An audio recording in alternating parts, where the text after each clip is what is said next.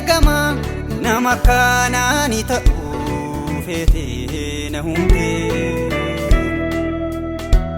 mul'atan uumamee fan jiraadha ija qalbii koo erga bantee si Yesuus amanachuun lammaffaa dhalachuun ija fuuraa dhugaatiin ibsama jaalala gammachuu nagaa obsa garraamummaa arjummaa kuni kun yoo irraa mul'ate namni guddate jedhama jaalala gammachuu nagaa amanamummaa of dhoowwuu gaarummaa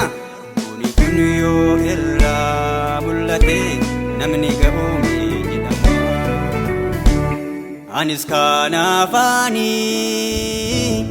hubadhee guddachuu hawwee gaaduuf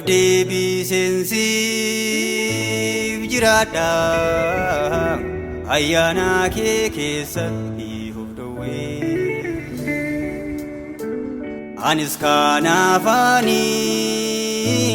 hubadhee guddachuu hawwee gaaduuf deebiseensiif jiraadha